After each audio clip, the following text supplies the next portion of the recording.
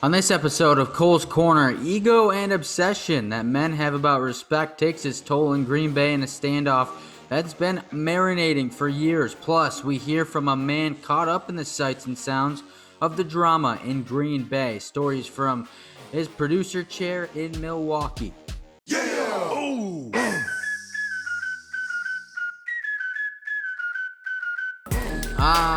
Welcome. It's Cole's Corner. I'm Cole, and this is my corner. We have a lot of fun here. Today we're continuing to have fun, so thank you for joining. However you may be tuning in, Spotify, Apple Podcasts, or the Cole's Corner YouTube channel. Good stuff today, though. We got our guest just around the corner. He's a fun one. I'll get a few laughs out of him, so be sure to stick around. He's producer in Milwaukee at Spectrum News, former Newhouse classmate of mine. But first, we have to get to the looming topic in the NFL. It's been driving me nuts this past week. You can make your assumptions on what it is. We'll get to it in a minute because we need to bring context into this, into why this certain thing is happening. It's this thing called pride or ego. Something that a lot of men may have a little too much of sometimes. It gets in the way of rational thinking. If a man's ego is tested, belittled in any way, or put in question in any way, shape, or form, they almost crumble inside. They put these weird walls up. They get angst and whatever towards anything they feel disrespected or emasculated in some ways. I don't know if you saw it, but a perfect example of this was just like 2 days ago. Floyd Mayweather Jr. and Jake Paul.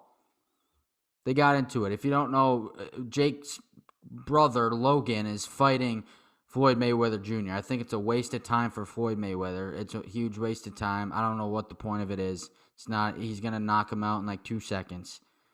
But, they got into it. And you want to know why? Not even those two. It's his brother, Jake, that got into it. He has nothing to do with this fight. Jake Paul took Mayweather's hat off his head and took it. And Floyd yelled over and over again while trying to fight him was, "Don't disrespect me. Don't disrespect me," because he took his hat. They have a little tantrum where they get in each other's face because Floyd called the Paul brothers out for being fake fighters. He could take them on both in the same night. Jake Paul gets offended, comes out of nowhere, and he comes over, gets in his face, pumps his chest up, puffs it out. He's like, wants to set this fight up. We'll make it happen. Floyd fires back, tries to raise his ego by saying, "Okay, let's do it. I'm my own boss. I'm my own boss." Yeah, you're a millionaire. We got it. Billionaire, probably. So, Jake loses rational thinking, takes the hat off of Mayweather's head like a little child and runs off with it. He takes the guy's hat. He's one of the best, greatest boxers of all time, and you're going to play a game with him where you take his hat off and run with it like you're a kid stealing some kid's lunchbox? Like, Mayweather goes after him, and there's this 2-minute scuffle, punches, shoving. You have other random guys that jump in because they don't feel important enough. They're like, maybe I'll be more important if I get involved in this, and this video goes viral. Hey, get off him. He's my friend. I'm important too. Hit me. It's ridiculous, but this is the reality. Alpha males want to feel alpha. You take a shot at them or they feel disrespected in any way.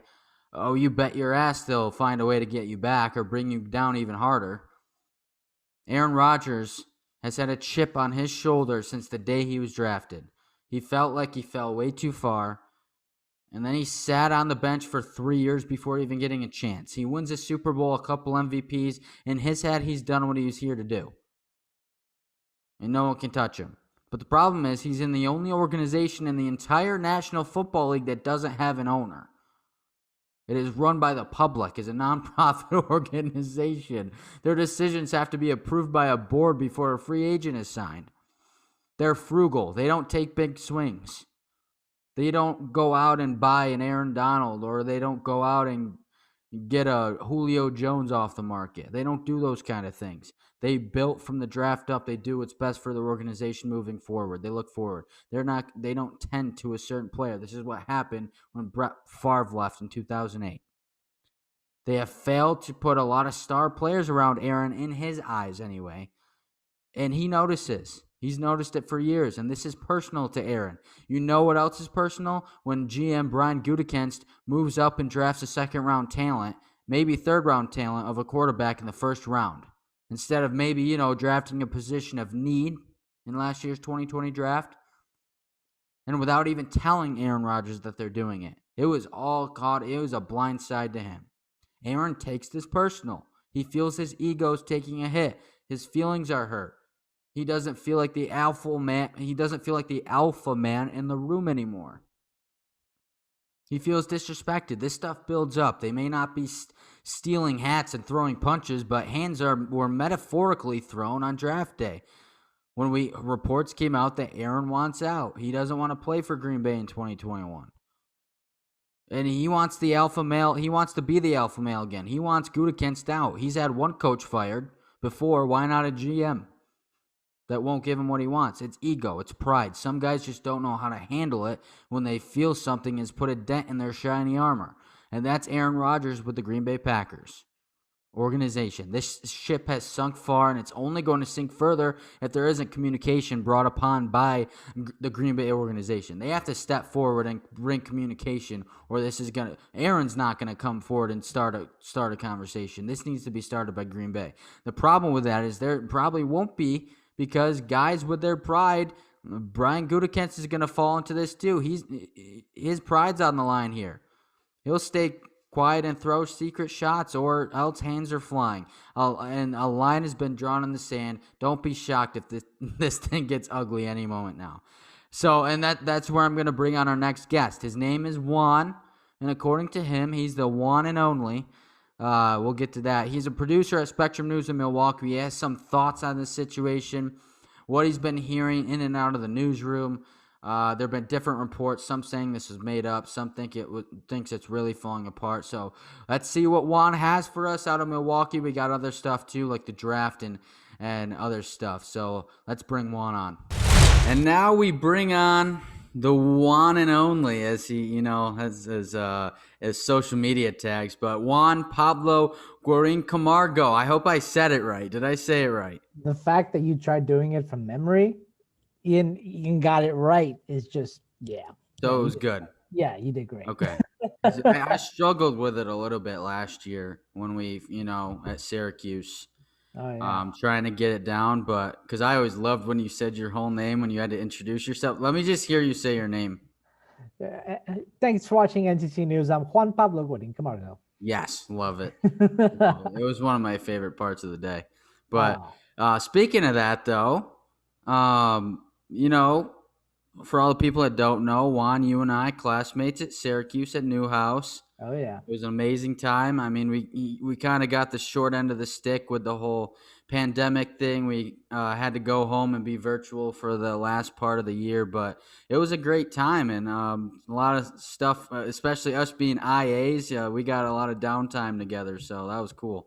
Oh, yeah, no, I'm not gonna. I miss Syracuse a lot, man, to be honest. But I will say, Professor Rose, if you're watching this, wherever you are, he'd be pretty upset with me right now just because of the lighting situation that I have going on here. Oh, mine too. My lighting's horrible because there's this weird lamp that comes down from the ceiling, and this is really the only good space I have, and it's just like right on top of me, and it just doesn't look good, but it's all I got. My lighting situation is really weird in that, so I have a exposed ceiling where it's like wooden panels and everything. Well, not panels, Okay. just wooden boards.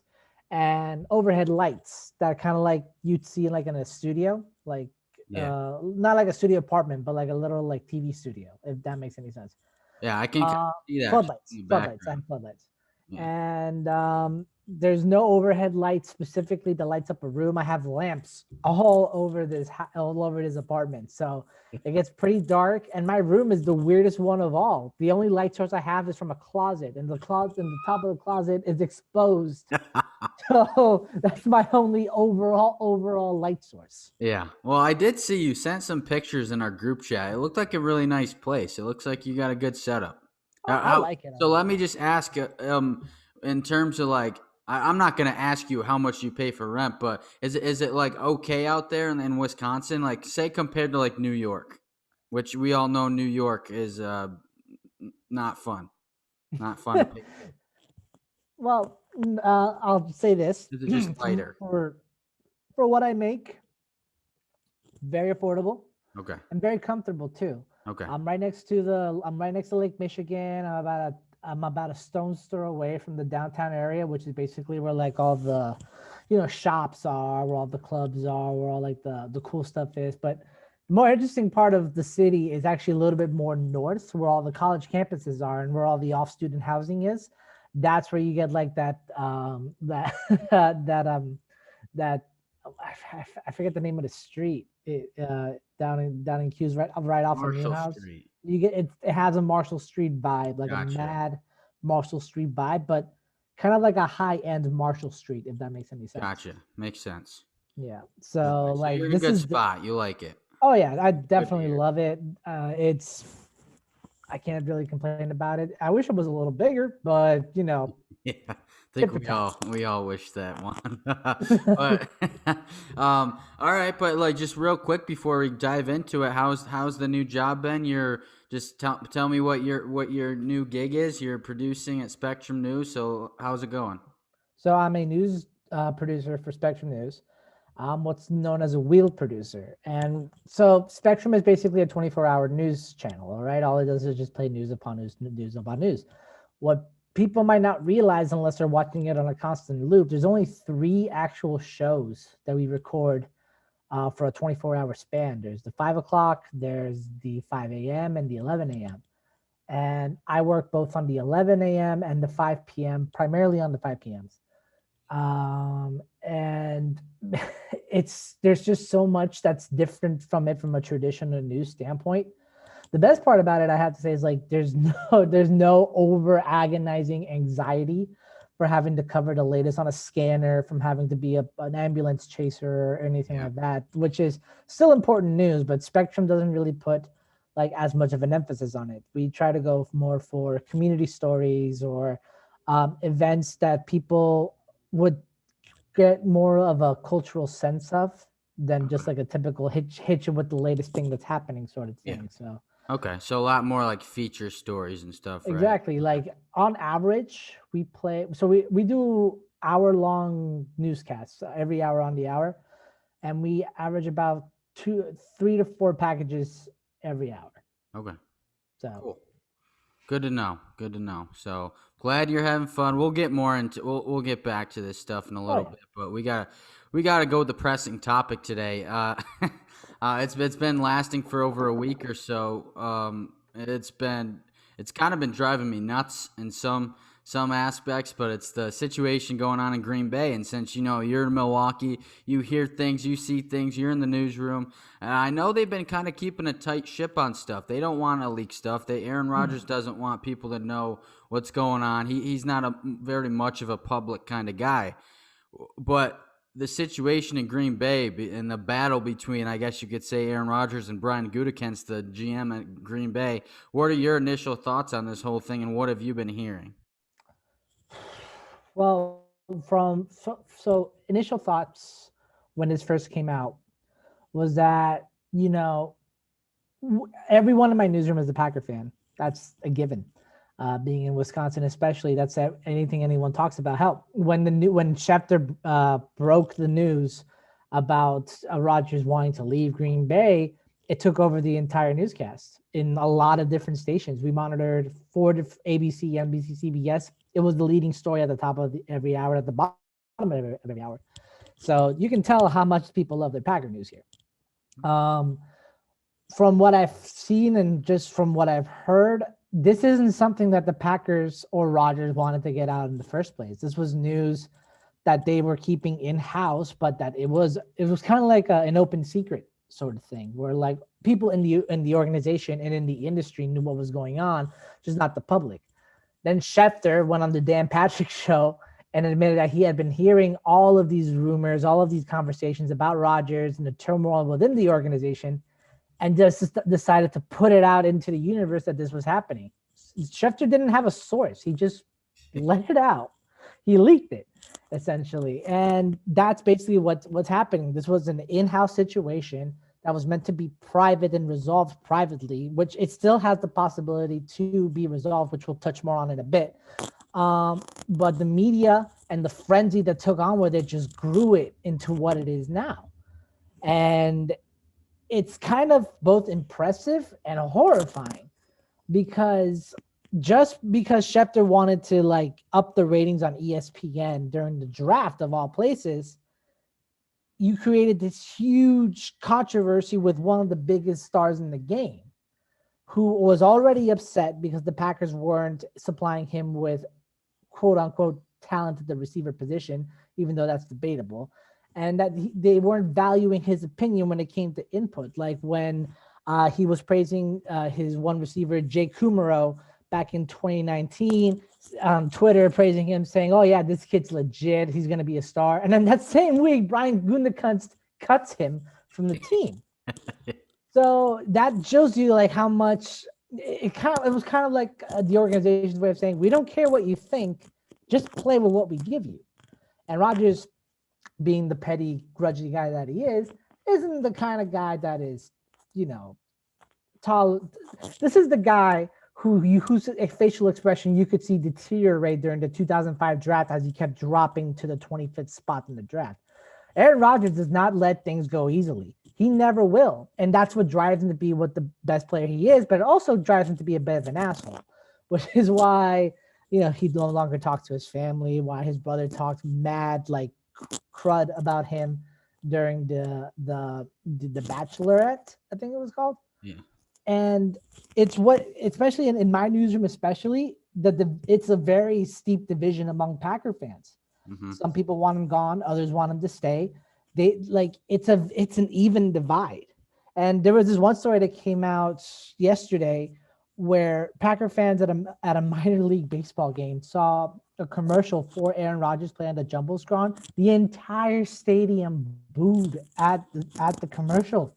It was amazing. We even played the video for it. You can hear it. It was loud. That's how it was. And with Rodgers, this is just the kind of situation where it's kind of see where it goes kind of basis.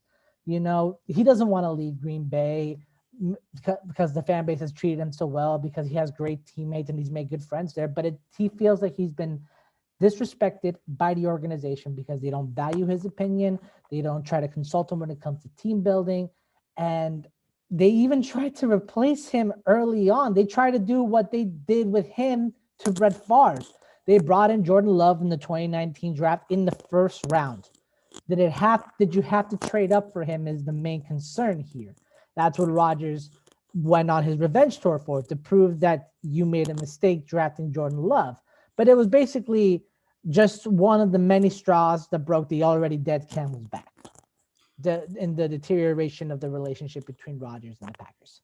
Yeah, and well, the big thing that I wanted to talk about, it's what I led with, Juan, is I think the biggest thing in this is the ego and the pride in Aaron Rodgers. If he feels that he's being disrespected, if he's being emasculated in a way, he's going to hold that grudge for a long time, and he's going to make you pay in some way. He may not be throwing fists like some guys do. My big thing was guys take pride and ego in a much different way than like maybe women do.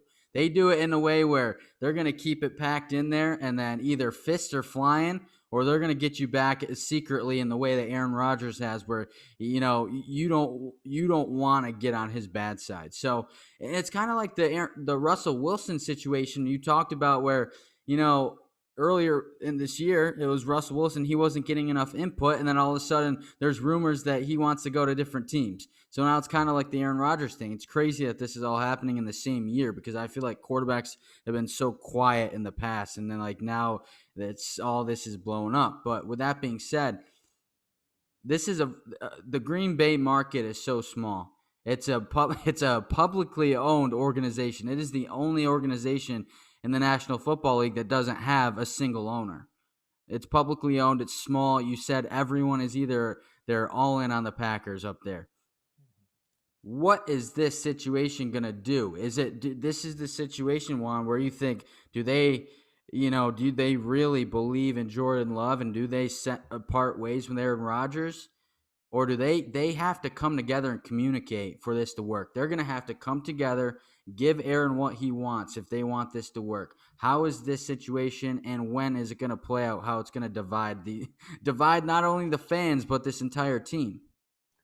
So if you watched the Packers last year, you can count how many times on one hand alone you saw Jordan Love suit up for the Packers as a backup quarterback. That kind of gives you an indication of where they saw Love's development during that year. It wasn't going anywhere. I mean, Rodgers, even in his rookie year in 05 with Favre, suited up time to time to back up Favre. If the guy you drafted in the first round isn't even on the sidelines for the year that you drafted him, that's kind of a damning indication of where he is. So for Packer fans, the fear of losing Rodgers is heightened by the fact that it doesn't seem like the organization has a lot of confidence in Jordan Love's development right now. In fact, the team has even been actively looking for a veteran quarterback to come in during this offseason to back up Love, because right now it's only Love and Rodgers on the roster, and quite possibly might be just Love on the roster if Rodgers decides to either sit out the season or retire it through and through. This, and you mentioned it when it comes to this with this market. Granted, Green Bay, the Packers are the 31st most valuable sports franchise in the world. Yeah. So that really says a lot for what the impact this team has. Yes, it's one of the if you're talking college basketball, you have the blue bloods. Green Bay Packers are one of the blue bloods of the NFL. I mean, they were the first, I guess you could say, dynasty in the NFL. They won the first 2 Super Bowls. It's the Lambeau, Field, Lambeau. I bet like this Green Bay, I found, is not just a team. It's not just another sports franchise. It's not like over in New York where you have the Jets and the Giants, or just part of the scenery. No, Green Bay is an institution. The Packers are an institution. They're a landmark. They're a staple. They are basically one of the top representations of this state. Oh yeah. And it's ingrained in the fan base here, and it's a very passionate fan base. It's a very angry fan base too, because this fan base has been the beneficiary of not one but 2 Hall of Fame level quarterback play in Brett Favre and Aaron Rodgers. All right, they feel like, since they are one of the staple franchises in the NFL, that they are supposed to be consistently good year after year after year after year, and so far that has been the case.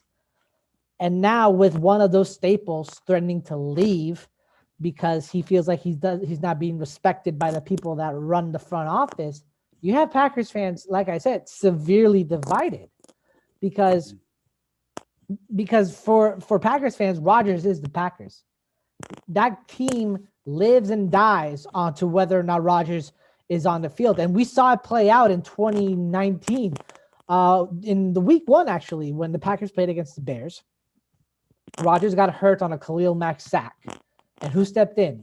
Brett Hundley, that they drafted to be his backup.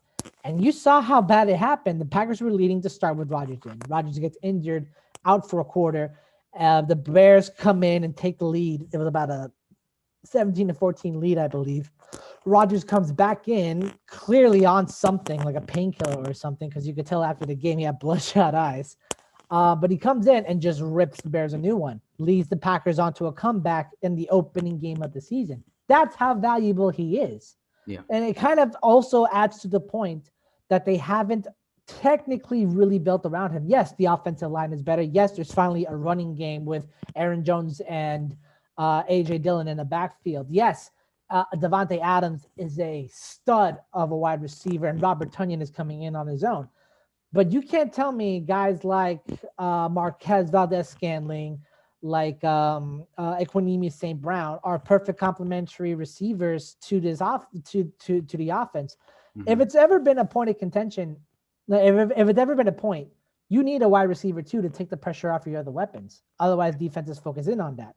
And for Rodgers, if you can throw it 20 times to Devontae Adams and he can make 20 catches, that doesn't mean that he's going anywhere. Yeah. So that's in the aspect where he thinks that the organization has failed him. On the other hand of the discussion, the Packers value Aaron Rodgers so much for him carrying that offense that they've been trying to build the defense around him, especially over the last 2 years. Before Ron Wolf retired, they didn't spend in free agency. After he retired and Gutekunst came in, They went crazy bringing in Zadarius Smith. I forgot the other name of the Smith. The other Smith pass rusher that they have on there. I know who you're talking about. They What's bring his name? I don't know. They're like the unofficial Smith brothers, but whatever. They get is it Preston?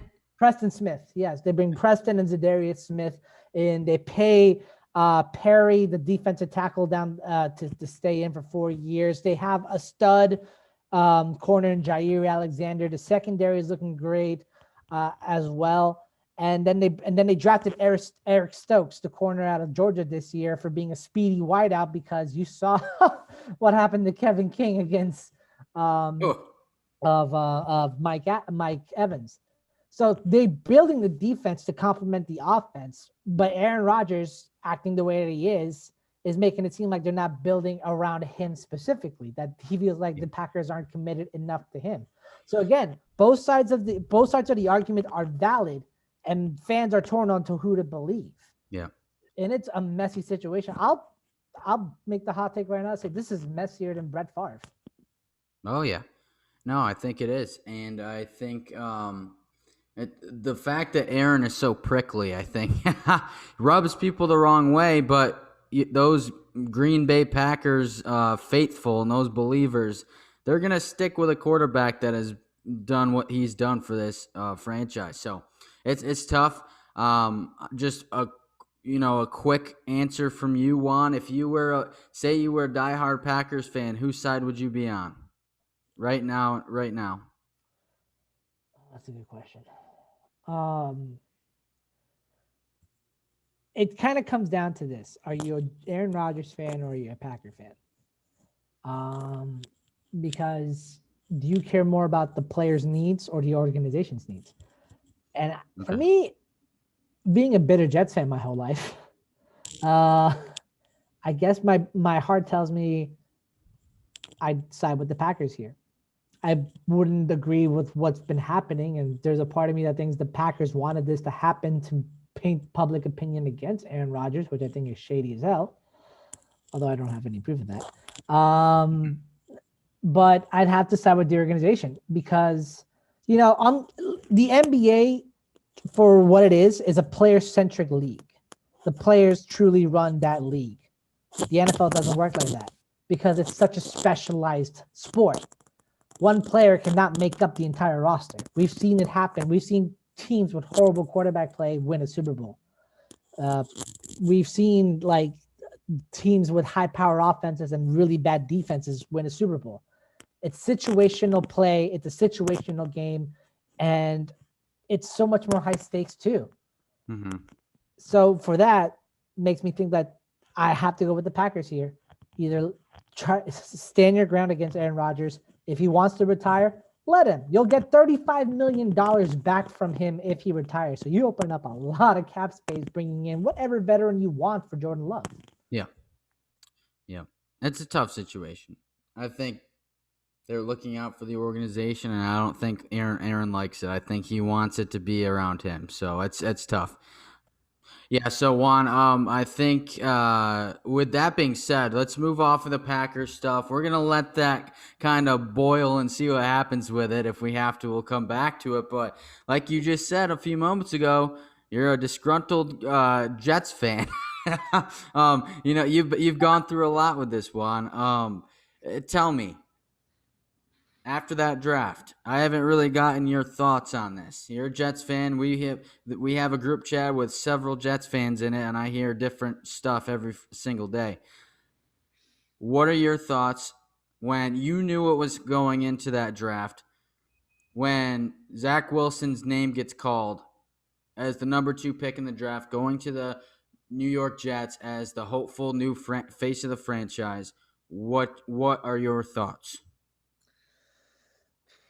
For me personally, I wasn't exactly when news started breaking out that Zach Wilson was gaining traction as the heavy favorite for the number 2 overall pick. I was very suspicious about it.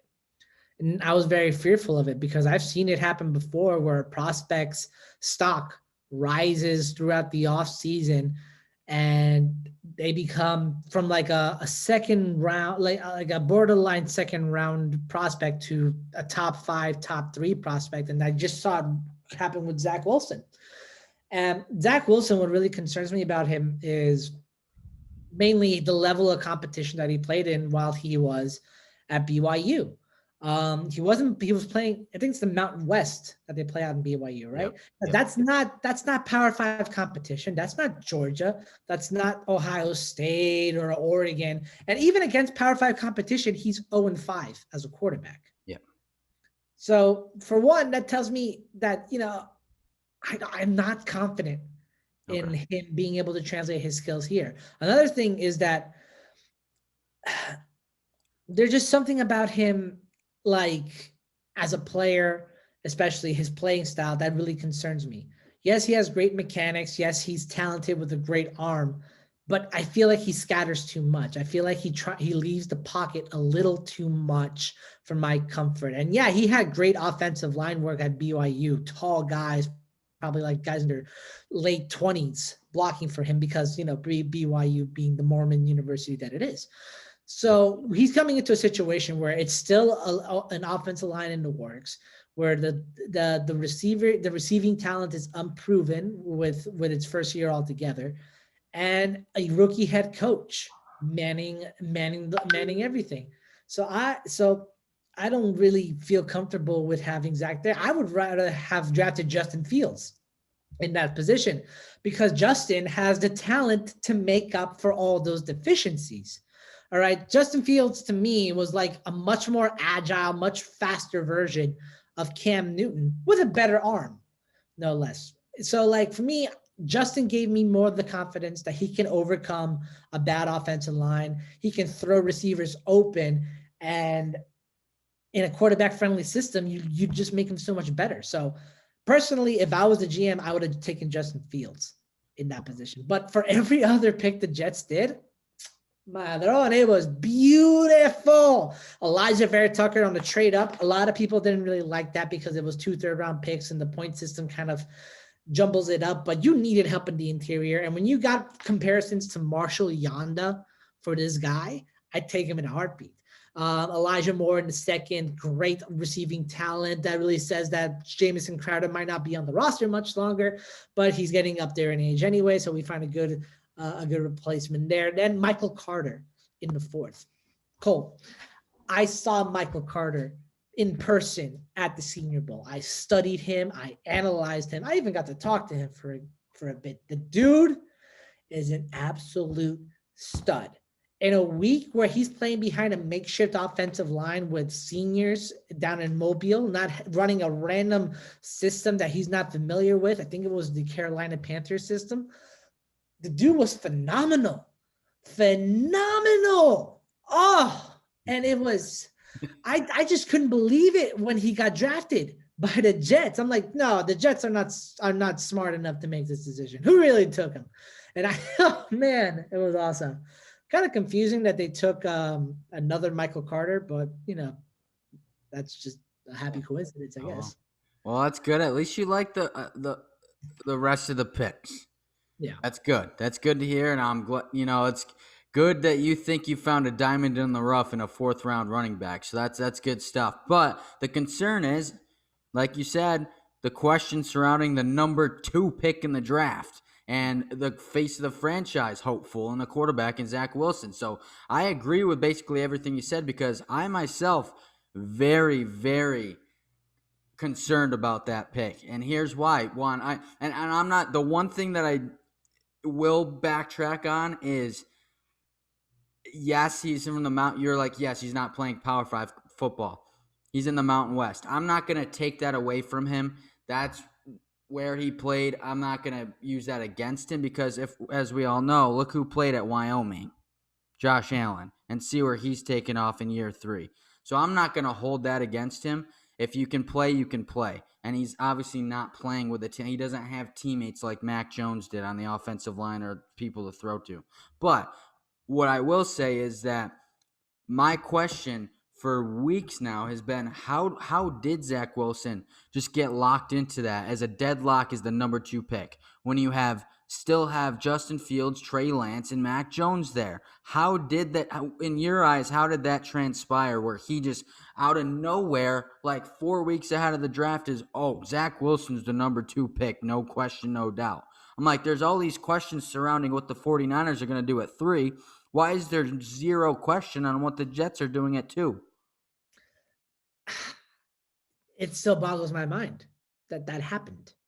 Justin Fields outplayed Trevor Lawrence in the national semifinal game with cracked ribs. And I agree, man. Forget about that.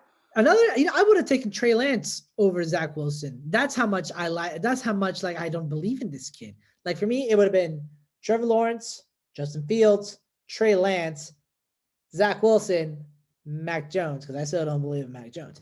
But it's baffling to me. But I have to trust Joe. I have to believe in Douglas because that's all I have. All right. Sam Darnold, I love the kid for what he tried to give to us. The Jets did him wrong.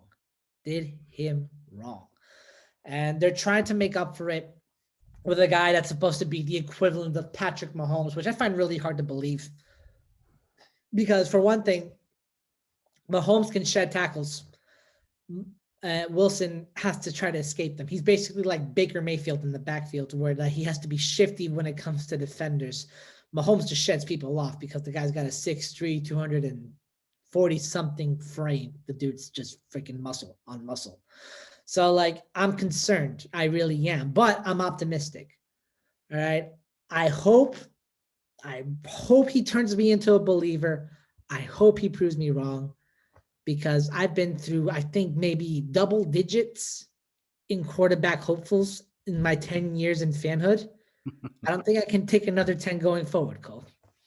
I don't think you can either. I don't think that's very healthy. But, hey, let's talk about Mac Jones for a minute. You said you aren't in on him. You don't like him. I'm going to say this. I'm very conflicted on him as well. I'm not going to go as far as saying he's my least favorite because I think, honestly, I think Zach Wilson. This is me going strictly off of watching highlights and film. And I think the biggest knock, I don't know if this is what you feel, on Mac Jones is he's got a pretty football. He can step into a pocket and deliver a pretty football. The thing is, will he be able to do that in the NFL when in college football, 70% of his highlights are truly Devontae Smith and Jalen Waddle highlights because he's getting the best offensive line in the country. He's got time to throw, and he throws the ball up, and he has 2 of the best wide receivers in the country. Is that why you kind of aren't a true believer of him? Is it because he had everything in his favor in college, and you don't know if he's ready to take that step? Is that it? What is it? It's that, but there's more. And the more of it is that it's the kind of quarterback that he is, a pocket passer. And from where this league is going, the pocket passer breed is slowly, not fully, but slowly fading out of the NFL. Mobility and the ability to throw on the run is what's dominating this league right now. It's why Deshaun Watson, it's why Patrick Mahomes, it's why Lamar Jackson even. And I've been a Lamar Jackson critic in the past. You've heard me plenty of times go for it. Yeah. This league is moving in that direction. Mac Jones is kind of the relic of what the ideal quarterback used to be. Mm-hmm. And honestly, if we're talking like real serious here, he gives me Matt Leinart vibes. Great college quarterback, borderline Heisman Trophy winner, not a Heisman Trophy winner, but borderline. But I feel like he's more the product of the system. And, Bill Belichick being the coach that he is slowly starting to lose his edge. Slowly, not yet, but slowly. And trying to start from scratch with a quarterback, with a rookie quarterback when you had 20 years of Tom Brady at the helm. That's a challenge in and of itself, but it'll be interesting to watch, especially as a Jets fan. It's going to be really interesting to watch. Okay. Sounds good. I like it. So moving on from just strictly NFL talk, Juan, let's have some fun with this. I just want to get your thought. Obviously, something I think is really important, especially in our business, what you and I went to Newhouse for, communications, journalism, broadcasting. You have to be you have to have the ability to adapt to things. You got to be mobile. So, you're in Milwaukee now. You came from New Jersey. Uh, so the ability in your eyes, and not even just in our business, but in general in life, whatever you do, being able to adapt and be mobile. How important is that? Like now, picking up and moving and taking a chance on yourself to go to a completely new city that you're a stranger to. To have built your career. How important is that? I think it's absolutely important. I think if you're set in your ways, if you're someone that has the inability to change and to open yourself to change, you will never make it anywhere, no matter what you do, because opportunity is in places you'd never expect. And I think I consider myself very lucky, even blessed to say that I've been in much more, what's the word I'm looking for? Much more advanced situations, if that makes sense. Yes, I'm out here on my own. I'm paying my own bills. I'm in my own apartment. I'm in a state I barely know. But I also went to a country like for a year where I didn't speak the language. I didn't know anybody. And I was basically all by myself. And that's when I did my year abroad. So Where that was really that? helped. Where'd you go? Germany. Germany. Cool. Nice. So like that really helped me prepare myself for not just college, not just being on my own, but for what moving out and for what the career was going to be. It's being able to find like local spots and places where you can have comfort and being able to collect your thoughts. Is not being afraid to join things you wouldn't join before, like a cooking class or a sports league, and connect with people. It's being able to go into where you're starting your career, especially in jobs, and telling people I'm not here to, I'm not gonna, I don't expect myself to be the best out the gate. I know this is my first job and this is my first opportunity. I'm here to learn. I'm here to adapt. I'm here to just get, just really get the sense of what I have to do so I can be the best at it in a year's time. All right. Don't go in cocky. Don't go in with the high expectations. Go in thinking you're going to learn. They'll put you in the fire and you're going to struggle. Lord knows I struggled with a few things during my first couple of months here, but that's part of the learning process. Mm-hmm. So you can't be afraid to fail. You can't be afraid to explore, and you can't be afraid to open yourself up to opportunities you never thought you could have had in the first place. It's good. Yeah, I completely agree with you because I took a swing for the fences by moving all the way across the country into the desert Southwest. So that I completely feel you. I think it's extremely important, especially for us. And to get that experience in our young ages, we got a long way to go, but it's a good start. And so now I'm gonna move on to just the importance, because obviously you're doing news right now. You're a news producer, and I fell into a news role as well. I was 100% adamant when I went to Syracuse. I'm like, I'm coming out of here. I'm going to be a sports reporter. I'm going to be a sports anchor. Didn't have a lot of luck with it. Out of school, fell into a news job. Never. And if you would have told me that a year ago today that I was going to be a news anchor, I would have told you you're crazy. Here I am, not only anchoring it, but producing it as well. It's a dual role. But still, as always, that's why I do this podcast. Sports still plays an important part of my life, and that's what I want to do down the road. What does sports mean to you? The importance of sports in your life. I'll never forget a class we had with the incredible Olivia Stomsky at Syracuse.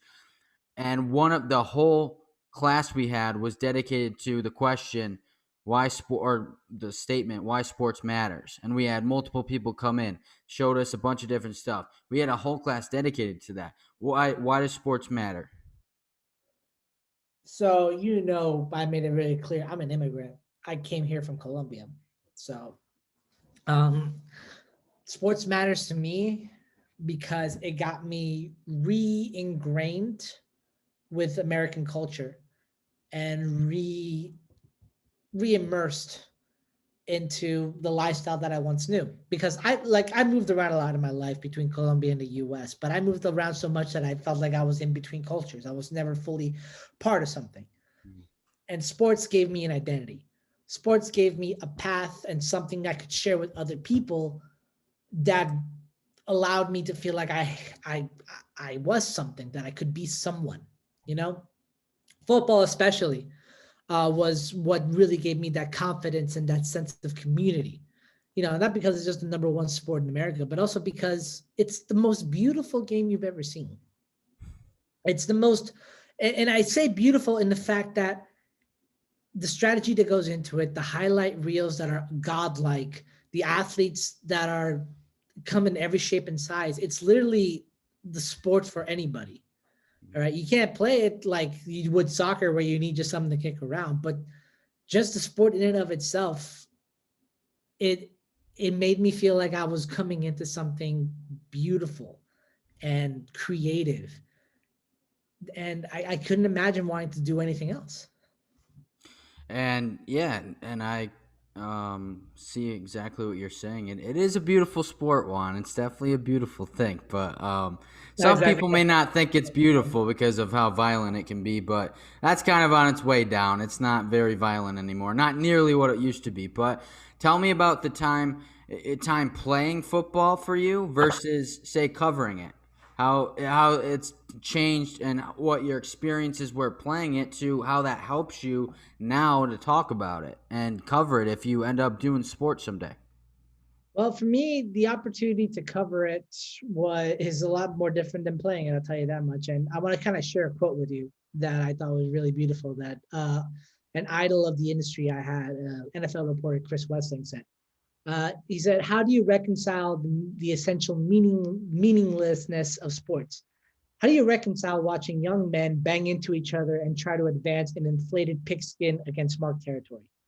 And I think that at its best, sports is look at what humans can do. This is the best that we can do. Like Shakespeare's poems or Beethoven's Moonlight Sonata, this is going above and beyond. And to kind of dumb down what he said, because that was just so beautiful. Basically, that's essentially like what covering sports is like. You're covering art forms. You're covering the pinnacle of human performance. And being able to cover it is one thing. Being able to play it is another. Because you've played football before, Cole, so you know what the kind of vibe and the kind of energy you take every time you put that helmet and the shoulder straps on and you step out there. It's a whole different thing. Like you could be mild-mannered and you could be shy and you could be a timid person off the field, in the classroom, whatever. But once the pads come on, you're something else. Oh It's yeah, it's different world. It's a gear shift in your head, because all you want to do is look at the person in front of you, run into them, or just either run into them, take them down, or get around them and just go far, man.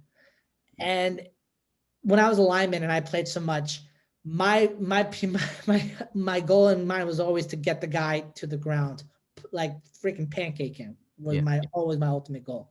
I cheated sometimes a little bit, a little trip here and there, but that's because I was a bit of a dirty player back then. But it was still fun. It was still fun to like fight with the defensive guy in front of me. A nose tackle especially was always fun because he was such a portly dude. You can easily move him around. The hardest thing was outside when I was a tackle on the left side, especially having to kick back against speedy edge rushers. Insane and difficult. But back to the original point in the difference between covering versus playing. Playing, you are the monster on the field. Covering, you are describing the monster. You're describing how some guy can have an engine that just won't quit when he's taking on a 6'7" offensive tackle right on third and four, where you're highlighting how one guy with 3 fingers is able to make an impossible catch falling down again, already heavily covered against a DB for a touchdown. And there's a flag on the field and it goes against the guy that was covering him. Or how a guy like Tom Brady can throw the most beautiful spiral to a streaking Randy Moss against one of the top defenders in Darrelle Revis for an easygoing touchdown. there's a joy in playing the game, but there's an even bigger joy in watching it. Mm-hmm. Because it's like I said, it's like watching art. It's an appreciation of human performance, and it's the best thing in the world. It's a great way to put it, Juan, and I couldn't agree with you more because, like you said, it's just a different world. When you put those pads on, when you lace up those cleats, it's like a different human inside of you. Because I will say this, Juan, I was a good kid. But when I stepped on the field at the court, I was a real asshole. Big asshole. Not even like it was a different world, and it would take the time leading up to a game or afterwards to cool down before I was back to my normal self. But I will fully say I agree with you on that. It's crazy. It's crazy. It's like it's weird to think about. My coach had a no sideline yelling policy. You couldn't yell from the sideline to like your players or your refs or anything like that. I broke that rule every time because I was on offense, and when I was on the sideline watching the defense, I would taunt the opposing offense, being like, "You're gonna hold all freaking game? You kidding me? You can't really take this guy down? Are you freaking kidding me?" Or like that's the clean version of what I would say. I'm not gonna curse on your beloved show. You can. Okay, like you fucking jack off. You're really gonna hold my guy down like that? Are you really gonna take his fucking face mask like that? Are you fucking kidding me? Run up to your fucking sideline, bud. What are you doing? We love to hear one. I love it. So I can't see you saying that. That's the funny part about this. Like I was actually going to ask you, like when it comes to producing, we've heard stories. We had people come in and talk to us. Producing in the news business in itself can be like a cutthroat kind of world. And I will tell you, Juan, you're one of the nicest and most like, I don't even know how to describe it, guys I've ever met. And you're just like, oh, you're like always happy and like smiling, and you're always got something fun to say. You're a really, really good guy. And I like, how does that fare for you? I know right now you said it's different. You know, you're not dealing with breaking news and people and hate threats and stuff going. You're more like on the nice side of things, more a lot of feature. But even if you say your next gig, it's like something like how do your characteristics and your personality and the job match up? Well, there's a difference between being a nice guy and a driven guy.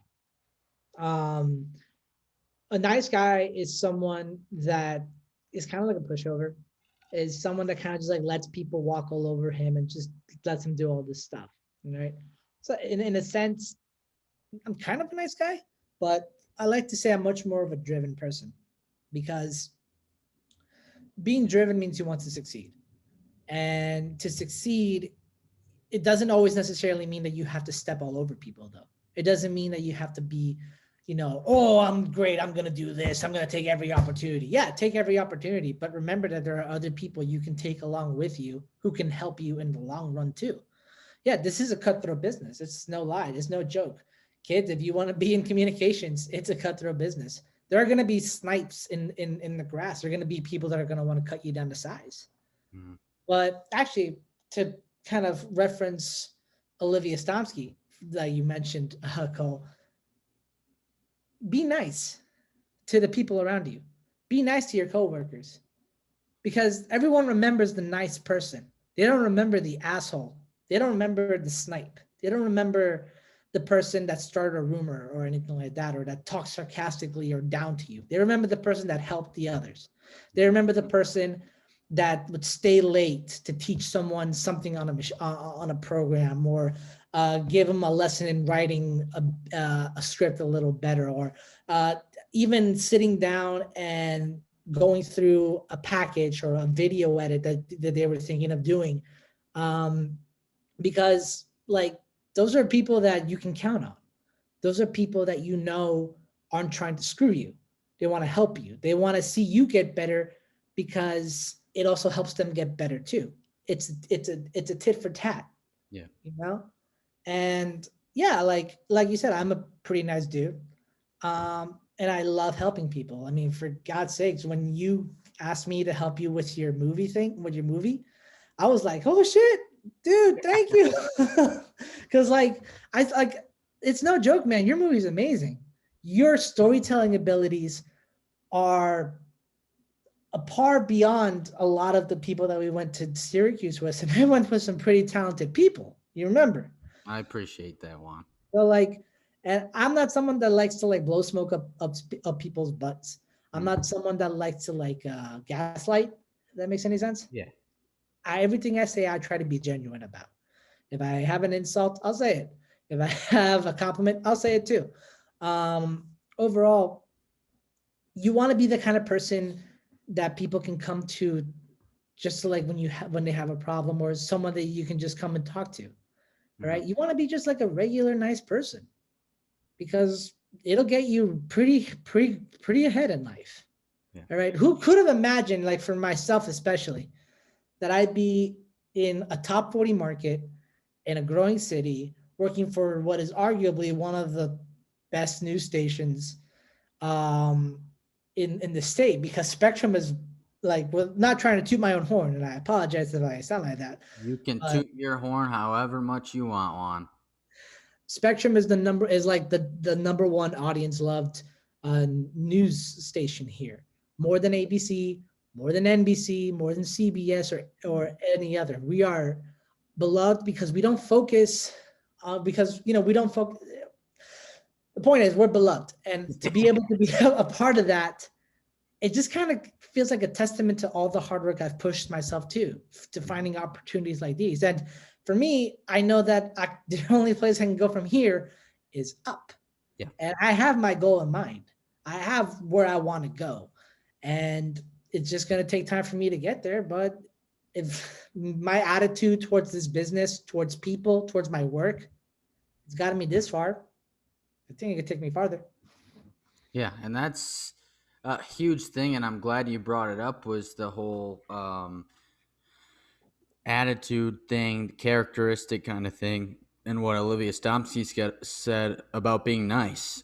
I think that is crucial, and it truly is something, Juan, that was one of the as small as it sounds, as minuscule as it sounds, that was one of the biggest things I learned in my time at Syracuse. In a year and a half of all the bullshit we went through there, all the late nights, and being there until 12 midnight, 1 o'clock in the morning working on a feature story or other stuff, technology screwing us up.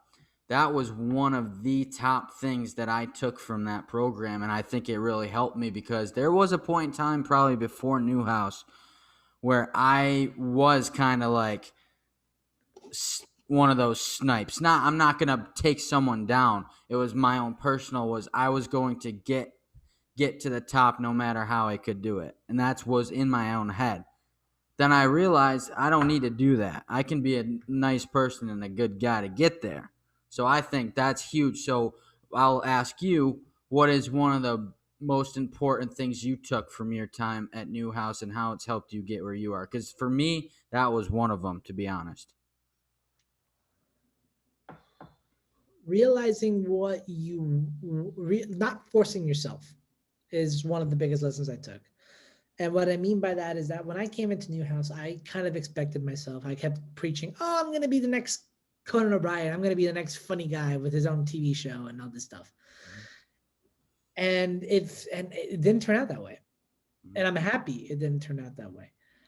Newhouse made me realize I don't do well on camera. I'm not a performer. I'm not a news reporter. I'm not like someone that can stare down the camera and just say like, hey, this is the news, blah, blah, blah. I can't. I freeze up. And I tend to stare and not blink when I did it. And I'm like, this isn't what I want to do. I know it's not. Why am I trying to convince myself that this is something I wanted to do? And for like the first few months, I'm like, yeah, if I keep pushing myself to do this, I'll get better. No, I was uncomfortable. And what Newhouse told me was like, find other areas that you want to explore and see where you fit in. And I had the opportunity to do that because of everything Newhouse had to offer. ACC Network especially really taught me that. It taught me that I wanted to be a long form storyteller. When I did that small piece on the Costa Rican soccer player on the Syracuse men's team, I'm like, oh my God, I love doing this. I loved writing the script. I loved interviewing the guy. I loved cutting the footage together. I loved being able to tell a story. It was one of the greatest times I ever had. And it made me realize this is what I want to do. Like, I don't have to, I don't want to be the next Bob Costas or Mike Tirico or Iron Eagle. No, I want to be the next me. I want to be not just the guy that can tell a great story and write a good script, but I want to be the guy who reporters, who anchors, and who sports personalities go to when they want something done. I want to be the guy that all the famous people go to and need. And that's where I am now. That's good. Good stuff. I'm glad. That's good that you were able. So that's another thing where you had to adjust and adapt. During your time there, you were like, I'm going to be on camera, and then you find your way to, hey, no, I'm going to be behind the scenes. I'm going to be a producer, and look, you already have a producing job. So that's good for you. I'm glad for you, Juan. I appreciate just your insight on that. Because I'll tell you right now, Juan, I still don't know if I'm if I'm an on-camera personality. Even though I'm an anchor, there's some days where I'm like, I don't know. I mean, for how I found it, Cole, if this helps or not, it's honestly, you gotta really reflect on your work. You gotta look at your clips and at your packages and whatever video you worked at. You gotta evaluate yourself. Yeah. And you ask yourself, can you get better? Do you want to get better, or do you feel like there's another avenue to pursue? Mm-hmm. And both ways are perfectly fine. Speaking objectively, you do good camera work. You do great camera work. I've seen you on camera and how creative you get when it came to packages. So I know you can do it. It's whether you want to. Yeah. Well, we're in the trying stages here, Juan. Oh, hell yeah, man. But also, I always have a backup if I need to. I like doing the. I'm kind of like. I remember when we storytelling. When we were IAs for that 465 class, or I remember you were telling me you didn't know whether you wanted to be, a reporter or a sports producer, and I said, well, why not both? And right now you're doing both as a news producer and a news anchor. So you're living that life. It's a difficult life. And I kind of want to ask you yourself, if you were to judge yourself separately as both an anchor and as both a producer, how would the anchor you judge the work of the producer you, and how would the producer you judge the anchor you? Sheesh. I don't know, Juan. You're the one asking me questions now. All right, so I don't know. I think that's tough. How would the anchor me judge the producer me? I would say that I think I set myself up as an anchor pretty well, my producing. The thing with our morning show is we're sunrise. We're supposed to, it's an hour-long show, too. We're not on night side at the 5 o'clock doing a half-hour stuff with breaking news and all this shit. We got a lot of the stuff, Juan, we use is from the night before, the 10 o'clock show from before that people didn't stay up to watch. These are the people that are waking up in the morning. We do use a lot of this stuff from last night, but the stuff that I do find, and I don't like the way some people write stuff, so I'm going to switch it up the way I think we need to say it and I need to say it. So I think my anchor self looks at my producer, so I think I set myself up well with that. And that's the only answer I got for you right now. I'm going to need some more time on that. I mean, you have the benefit of being able to know how to write in your own voice. That's what I like about it. So that's really awesome. For me, I've had to figure out how to write for 3 different voices. Yeah. Man, and it's so hard. And the most frustrating part is my anchors change up my writing a lot. Not because it's bad. My writing's great. That's the one thing I'll always be bragging about. I am a damn good writer. but like they write it because they want it to fit their voice and they want it to feel like it fits their style. And I'm like, okay, that's a challenge. You know what I'm gonna do? I'm gonna get so good. I'm gonna learn your writing style so well. You're not gonna want to change a single damn thing. You're gonna think that you wrote it. And that's what I've been practicing ever since. Like every time I get a revised script, I take the old version and the new version home, and I read in between to see what's the differences there. Yeah. You know, and then I come in the next day. It's like, okay, so he wrote it like this. He put emphasis on this word there, onto this kind of story, and I have all those notes rumbling in my head as I'm writing, and it is both slightly obsessive compulsive, but also it's fun. Oh yeah, I know all too well about the OCD, but all right, Juan. Well, this was awesome. We got to end it with one of my favorite things, a fast five. I want your quickest answers. I got 5 quick questions, rapid fire questions up for you. You gotta get me your best answer and as quick as possible. All right, ready? Let's do this. You're really focused for this. I love it. All right, number 1.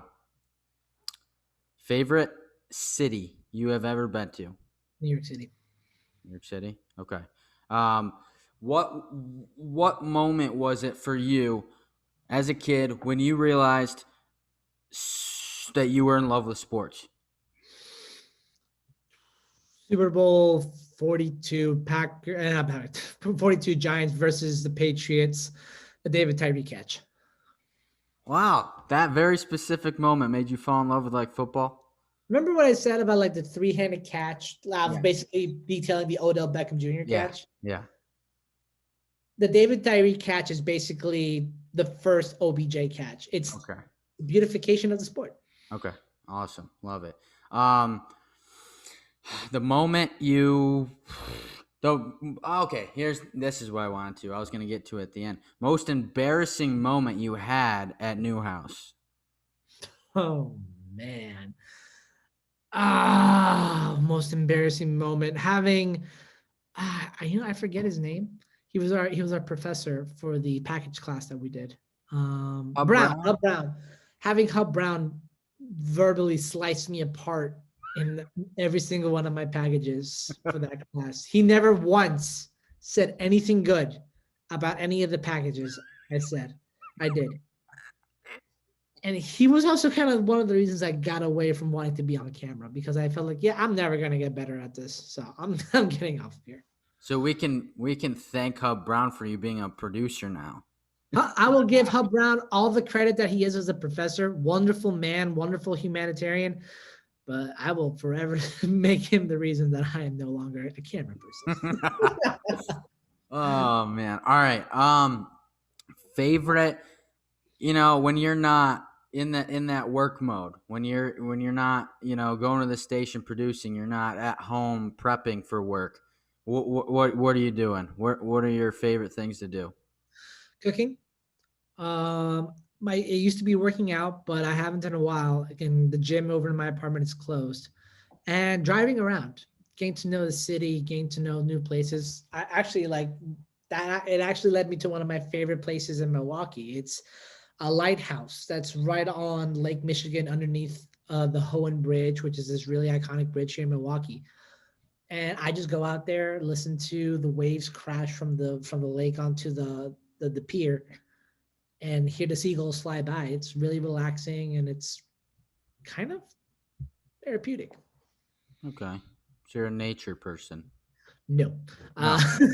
Different kind of nature. I'm an urban. I'm a cityscaper. Okay, gotcha. All right, last one. If you could put yourself in the shoes, I guess your soul goes into a different person's body for 1 week. I'll give it 1 week. Who would it be?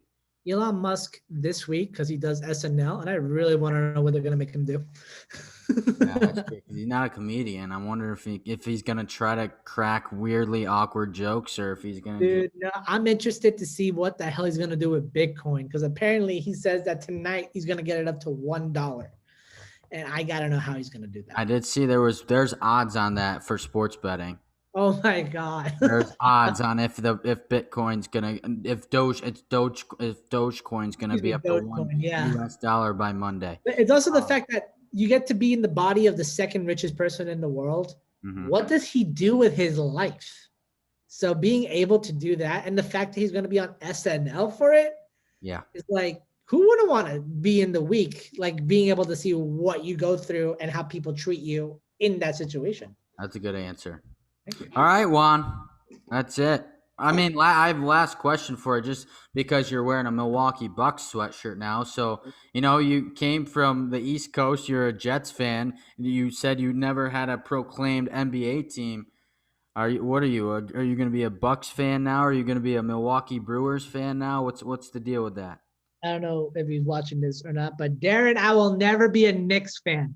All right. They may have clinched the playoffs this year, but so long as James Dolan takes a breath every day, I will never support that franchise. But with the Bucks in regards to, like, I'm starting to really like it. I'm actually having a friend of mine come up from New Jersey during Memorial Day weekend. Mhm. So right around the start of the playoffs here for the Milwaukee Bucks, who clinched this week. So Okay, so you're safe to say, at least for this year, you're gonna root for the Bucks no, to I'm gonna win the make. title. I'm a homer, man. I So chose you're the going Jets. all in. I chose the Jets and I stuck with them. I'm making Milwaukee my team. So you're sticking fully on the Bucks. How about baseball? Going with the Brew Crew? I want to. I bought the yellow jersey for a reason, but then again, I am a jersey enthusiast. Yes, you are. Baseball is still something that I still need a little more help getting, the feel for. Okay. Basketball, I'm catching it at the right time. So that's why I'm becoming much more of a Bucks fan. I'm not at the point where baseball is starting to become like sport I'm starting to familiarize myself with. So it's still pretty open season. But right now it's between the Mets and the Brewers. Okay. All right. If you ever need any baseball questions, ask me. I got you. You're like the baseball guru, you know. I wouldn't say that, but all right, Juan, this was awesome. This was fun. I appreciate your time. Thank you for coming on, and I just need one more favor from you. Let me know. I want you to tag out with your full name. Send us home. For Cole Johnson here on the call with me. Cole, thanks for having me here so much. I really appreciate you having me here today just to talk not just Packers football, but all stuff in regards. It was an amazing time for you, for everything in Arizona, back here in Wisconsin. My name is Juan Pablo Guarin-Camargo. We'll see you next time. That's him. This is Cole's Corner. See you later.